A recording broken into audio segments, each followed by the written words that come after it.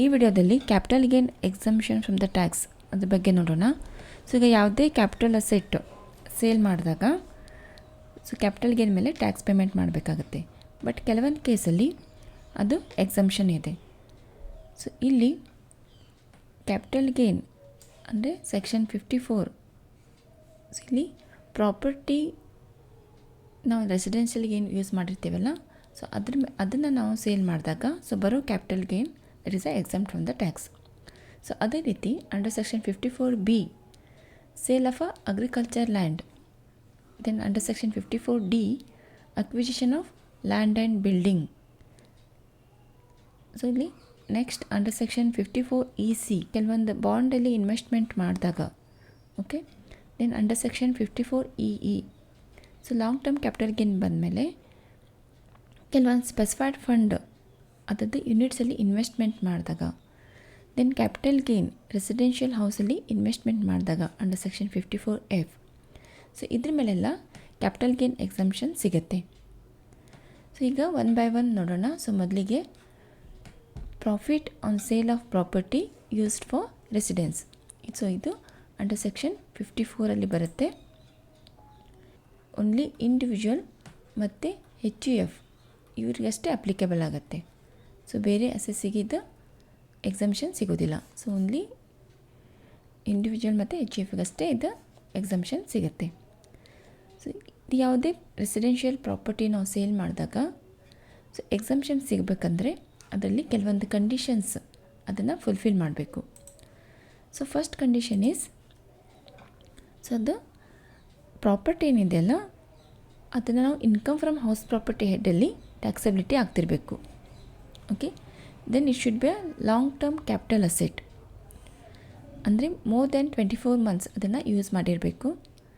So ಬಂದಿದ್ದ capital gain ಅಲ್ಲಿ ಮತ್ತೆ ತಿರ್ಗಾ ಅದನ್ನು ರೆಸಿಡೆನ್ಷಿಯಲ್ ಹೌಸಲ್ಲೇ ಮತ್ತೆ ಇನ್ವೆಸ್ಟ್ಮೆಂಟ್ ಮಾಡಬೇಕು. ಒಂದು ಹೌಸ್ ಪ್ರಾಪರ್ಟಿ ಪರ್ಚೇಸ್ ಮಾಡ್ಬೋದು, ಇಲ್ಲಾಂದರೆ ಎರಡಾದರೂ ಮಾಡ್ಬೋದು.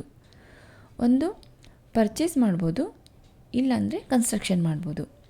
ಸೊ ಒಂದು ಪರ್ಚೇಸ್ ಮಾಡಬೇಕಂದ್ರೆ 1 year before or 2 years after the date of sale, ಅಂದರೆ ಸೇಲ್ ಮಾಡಿದ್ದು 1 ವರ್ಷ ಮೊದಲು ಇಲ್ಲಾಂದರೆ 2 ವರ್ಷ ಒಳಗಡೆ ಅದನ್ನು ಪರ್ಚೇಸ್ ಮಾಡಬೇಕು. ಇಲ್ಲ ಕನ್ಸ್ಟ್ರಕ್ಷನ್ ಮಾಡಬೇಕಂದ್ರೆ it should within 3 years after the date of sale. Like ನೀವು ಸೇಲ್ ಮಾಡಿದ್ದು 2021ನಲ್ಲಿ ಸೇಲ್ ಮಾಡಿದಾಗ ಇಲ್ಲಿಂದ 1 ವರ್ಷ ಮೊದಲು, ಓಕೆ, ಅಂದರೆ 2020ಇಂದ, ಇಲ್ಲಾಂದರೆ 2 ವರ್ಷ ಆದಮೇಲೆ ಅಪ್ ಟು 2023 ಈ ಪೀರಿಯಡಲ್ಲಿ ಪರ್ಚೇಸ್ ಮಾಡ್ಬೋದು. ಇಲ್ಲ ಕನ್ಸ್ಟ್ರಕ್ಷನ್ ಮಾಡಬೇಕಂದ್ರೆ ಇಲ್ಲಿಂದ 3 ವರ್ಷ, ಅಂದರೆ 2024, ಓಕೆ, ಮಾಡಿದಾಗ ಅಷ್ಟೇ ಇದು ಎಕ್ಸಂಪ್ಷನ್ ಸಿಗುತ್ತೆ. Then it should be the capital gain should not exceed 2 crores. 2 crores ಜಾಸ್ತಿ ಕ್ಯಾಪಿಟಲ್ ಗೇನ್ ಇರಬಾರ್ದು. ಸೊ ಎಷ್ಟು ಎಕ್ಸಂಪ್ಷನ್ ಸಿಗುತ್ತೆ ಇಲ್ಲಿ? ಸೊ ಎಷ್ಟು ನಾವು ನ್ಯೂ ಹೌಸ್ ಪ್ರಾಪರ್ಟಿಲಿ ಇನ್ವೆಸ್ಟ್ಮೆಂಟ್ ಮಾಡಿರ್ತೀವಿ, that is a cost of new house, okay, ಅಷ್ಟು ಎಕ್ಸಂಪ್ಷನ್ ಸಿಗುತ್ತೆ. ಇಲ್ಲ ಕ್ಯಾಪಿಟಲ್ ಗೇನ್ ಯಾವುದು ಕಡಿಮೆ ಇರುತ್ತೆ ಅದು ಎಕ್ಸಂಪ್ಷನ್ ಸಿಗುತ್ತೆ. ಈಗ like capital gain rupees 10 lakh ಇದೆ. So cost of the new house is 8 lakh. So ಇಲ್ಲಿ only 2 lakh is taxable. So ಇಲ್ಲಿ ಎಕ್ಸಂಪ್ಷನ್ ಎಷ್ಟು ಸಿಗ್ತದೆ? Exemption is 8 lakh rupees. Okay. ಈಗ suppose capital gain is 10 lakh but cost of the new house is 12 lakh. So ಇಲ್ಲಿ capital ಗೇನ್ಗಿಂತ ಜಾಸ್ತಿ house ಪ್ರಾಪರ್ಟಿದ cost ಜಾಸ್ತಿ ಇದೆ. ಸೊ ಆವಾಗ exemption limited to capital gain. So this is the exemption. Okay. ಇಲ್ಲಿ 8 lakh exempt ಆಗುತ್ತೆ, ಇಲ್ಲಿ ಓನ್ಲಿ 10 lakh ಎಕ್ಸಂಪ್ಟ್ ಆಗುತ್ತೆ. So taxable is nil here. So ಪ್ರತಿ ವರ್ಷ ಪ್ರೀವಿಯಸ್ ಇಯರ್ದು ಇನ್ಕಮ್ ಏನಿದೆ ಅಸೆಸ್ಮೆಂಟ್ ಇಯರಲ್ಲಿ ರಿಟರ್ನ್ ಫೈಲ್ ಮಾಡ್ತೀವಿ. ಸೊ ರಿಟರ್ನ್ ಫೈಲ್ ಮಾಡಿದ್ದು ಡೇಟ್ ಒಳಗಡೆ ಸೊ ಇವು ನಾವು ಕ್ಯಾಪಿಟಲ್ ಗೇನ್ ಯೂಸ್ ಮಾಡಲಿಲ್ಲ ಅಂದರೆ, ಓಕೆ, ಸೊ ಅದನ್ನು ನಾವು ಕ್ಯಾಪಿಟಲ್ ಗೇನ್ ಅಕೌಂಟ್ ಸ್ಕೀಮಲ್ಲಿ ಡೆಪಾಸಿಟ್ ಮಾಡ್ಬೋದು. ಅಂದರೆ ಈಗ capital gain is here 10 lakh rupees, but ನಾವು ರಿಟರ್ನ್ ಫೈಲ್ ಮಾಡೋ ಡೇಟ್ ಒಳಗಡೆ ಇಷ್ಟು ಅಮೌಂಟ್ ನಮಗೆ ಯೂಸ್ ಮಾಡಲಿಕ್ಕೆ ಆಗೋದಿಲ್ಲ. ಸೊ ಅದನ್ನು ನಾವು ಕ್ಯಾಪಿಟಲ್ ಗೇನ್ ಅಕೌಂಟ್ ಸ್ಕೀಮಲ್ಲಿ ಡೆಪಾಸಿಟ್ ಮಾಡಿ ಆಮೇಲೆ ಅದನ್ನು ಯೂಸ್ ಮಾಡ್ಬೋದು. ಸೊ ಡೆಪಾಸಿಟ್ ಮಾಡಿದ್ರ ಮೇಲೆ ನಮಗೆ ಎಕ್ಸಮ್ಷನ್ ಸಿಗುತ್ತೆ. ಬಟ್ ಡೆಪಾಸಿಟ್ ಮಾಡಿ ಅದನ್ನು ಟೈಮ್ ಲಿಮಿಟ್ ಇಲ್ಲಾಂದರೆ 3 ವರ್ಷ ಮ್ಯಾಕ್ಸಿಮಮ್ ಅಷ್ಟರೊಳಗಡೆ ಅದನ್ನು ಯುಟಿಲೈಸ್ ಮಾಡ್ಕೋಬೇಕು ನಾವು. ಇಲ್ಲಾಂದರೆ 3 years ಕ್ರಾಸ್ ಆತಂದರೆ ಮತ್ತೆ ಇದನ್ನು ಕ್ಯಾಪಿಟಲ್ ಗೇನ್ ಅಂಥೇಳಿ ಟ್ಯಾಕ್ಸೇಬಲ್ ಆಗುತ್ತೆ. ಓಕೆ, ಸೊ ಇದೊಂದು ಬೆನಿಫಿಟ್ ಇದೆ. ಅಂದರೆ ನಮಗೆ ಸೇಲ್ ಮಾಡಿ ತಕ್ಷಣ ನಮಗೆ ಅದನ್ನು ಯೂಸ್ ಮಾಡಲಿಕ್ಕೆ ಆಗಲಿಲ್ಲ ಅಂದರೆ ಅದನ್ನು ಡೆಪಾಸಿಟ್ ಮಾಡಿ ಆಮೇಲೆ ಅದನ್ನು ನಾವು ಯೂಸ್ ಮಾಡ್ಕೋಬೋದು. ಸೊ ಇದ್ರ ಮೇಲೆ ಒಂದು ಪ್ರಾಬ್ಲಮ್ ನೋಡೋಣ. Mister Rajesh purchased a residential house in April 2001 for rupees 1 lakh. Then he sold the same house for 15,98,000 on 1/1/2020. He constructed a new residential house at a cost of rupees 2 lakh and also deposited 41,000 in a specified bank under the notified scheme before the due date of filing the return of income for the assessment year 2021. Then ಇಲ್ಲಿ cost inflation ಕೊಟ್ಟಿದ್ದಾರೆ 2001 ಮತ್ತು 1920. Compute his capital gain for the assessment year 2021. So ಇಲ್ಲಿ purchase ಮಾಡಿದ್ದು for rupees 1 lakh, then sale ಮಾಡಿದ್ದು for rupees 15,98,000. Then new house property cost is the cost of the new house is 2 lakh rupees. ಆಮೇಲೆ ಇಲ್ಲಿ 41,000 rupees deposit ಕೂಡ ಮಾಡಿದ್ದಾರೆ. So ಇದು ಕೂಡ ಎಕ್ಸಮ್ಷನಲ್ಲಿ ಬರುತ್ತೆ. ಸೊ ಈಗ ಸೊಲ್ಯೂಷನ್ ನೋಡೋಣ. Computation of capital gain for the assessment year 2020-21. So ಇಲ್ಲಿ ಮೊದಲಿಗೆ ಅಸೆಟ್ ಸೇಲ್ ಮಾಡಿದ್ದು for rupees 15,98,000, that is sale proceed of asset. Okay, then ಇದರಲ್ಲಿ ನಾವು ಇಂಡೆಕ್ಸ್ ಕಾಸ್ಟ್ ಆಫ್ ಅಕ್ವಿಸಿಷನ್ನ ಲೆಸ್ ಮಾಡ್ತೀವಿ.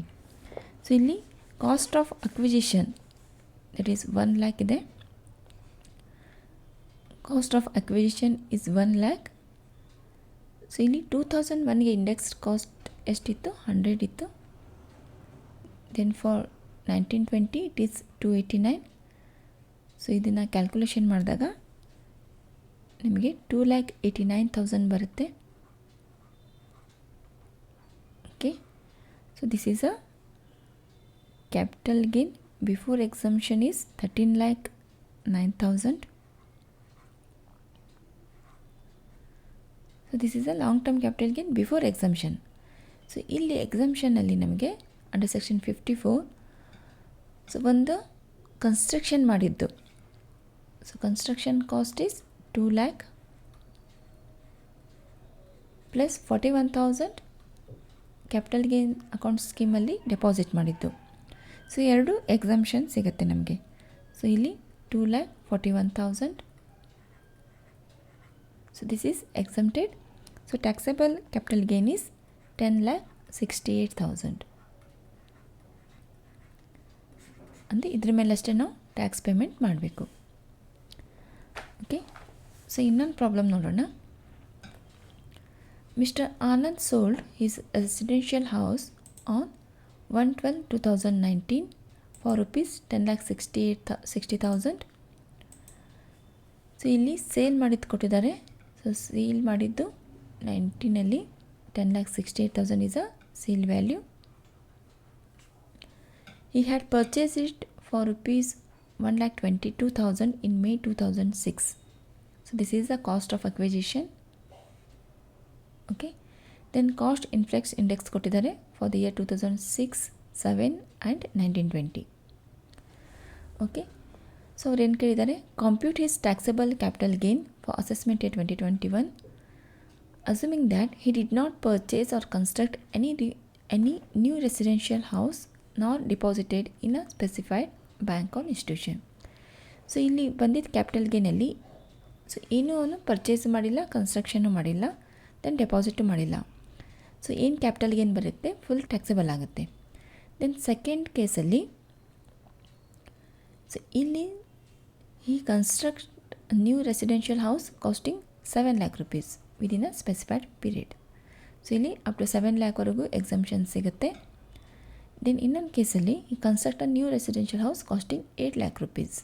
ಓಕೆ, ಇಲ್ಲಿ just cost of the house is increased here. Then ಇನ್ನೊಂದು ಕೇಸಲ್ಲಿ ಪಾಯಿಂಟ್ ನಂಬರ್ ಡಿ ಅಲ್ಲಿ ಈ construct a new residential house costing 3 lakh rupees and building costing 3 lakh rupees within a specified period, but the building was let out for business purpose. So ಇಲ್ಲಿ business ಪರ್ಪಸ್ಗೆ, ಒಂದು residential ಪರ್ಪಸ್ಸಿಗೆ construction ಆಗಿದೆ, ಇನ್ನೊಂದು commercial ಪರ್ಪಸ್ಸಿಗೆ construction ಆಗಿದೆ. So ಇಲ್ಲಿ commercial ಪರ್ಪಸ್ಸಿಗೆ ಇತ್ತಂದರೆ it is not exemption ನಮಗೆ ಸಿಗೋದಿಲ್ಲ. Only residential ಇದ್ದರೆ ಅಷ್ಟೇ ನಮಗೆ ಎಕ್ಸಮ್ಷನ್ ಸಿಗುತ್ತೆ. ಓಕೆ, ಇದರದ್ದು ಸೊಲ್ಯೂಷನ್ ನೋಡೋಣ ಈಗ. So first point number A ಕೇಸಲ್ಲಿ did not purchase or construct any new residential house not deposited in a specified bank. So ಇಲ್ಲಿ ಅಂದರೆ ಇವನಿಗೆ ಎಲ್ಲೂ ಕನ್ಸ್ಟ್ರಕ್ಷನ್ ಮಾಡಿಲ್ಲ, ಡೆಪಾಸಿಟು ಮಾಡಿಲ್ಲ. ಓಕೆ, ಸೊ ಸೊಲ್ಯೂಷನ್ ನೋಡೋಣ. Computation of long term capital gain for the assessment year 2021.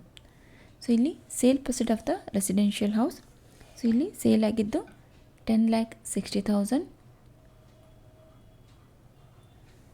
Then indexed cost of acquisition. So ಇಲ್ಲಿ property purchase ಮಾಡಿದ್ದು for rupees 1,22,000 in the year 2006. So ಇಲ್ಲಿ 2006-07 ಇದ್ದು ಇಂಡೆಕ್ಸ್ ನಂಬರ್ ಕೊಟ್ಟಿದ್ದಾರೆ 122. Okay, so ಇಲ್ಲಿ cost of acquisition is 1,22,000, index cost is 122. So ಇಲ್ಲಿ for 289, 1920 index number is 289. So ಇದನ್ನು calculation ಮಾಡಿದಾಗ you will get 2,89,000. So sale ಪ್ರೊಸೀಡ್ಸಲ್ಲಿ cost of acquisition, index cost of acquisition deduct ಮಾಡಿದರೆ you will get 7,71,000 before exemption. ಇದರಲ್ಲಿ ಯಾವುದೇ residential house purchase ಮಾಡೋದಾಗಲಿ ಅಥವಾ deposit ಮಾಡೋದಾಗಲಿ ಏನೂ ಮಾಡಿಲ್ಲ. ಸೊ ಇಲ್ಲಿ ಏನು ಎಕ್ಸಮ್ಷನ್ ಸಿಗೋದಿಲ್ಲ. ಸೊ ಇಲ್ಲಿ the full capital gain is taxable. 7,71,000 is taxable here. Okay, next point number B ನೋಡೋಣ. ಸೊ ಇದರಲ್ಲಿ ನ್ಯೂ ರೆಸಿಡೆನ್ಷಿಯಲ್ ಹೌಸ್ 7 ಲ್ಯಾಕ್ ರುಪೀಸ್ಗೆ ಕನ್ಸ್ಟ್ರಕ್ಷನ್ ಮಾಡಿದ್ದಿದೆ. ಸೊ ಇಲ್ಲಿ ಕೂಡ sale proceed is same 10,60,000. Index cost of acquisition is 2,89,000.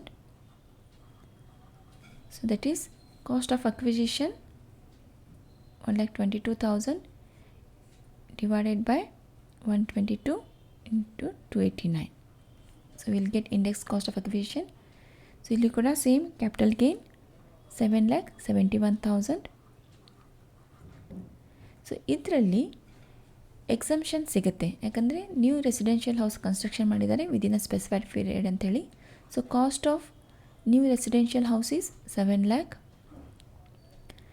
So ಇಲ್ಲಿ ನೀವು deduct ಮಾಡಿದಾಗ you will get 71,000 ನಿಮಗೆ ಟ್ಯಾಕ್ಸಬಲ್ ಕ್ಯಾಪಿಟಲ್ ಗೇನ್ ಬರುತ್ತೆ.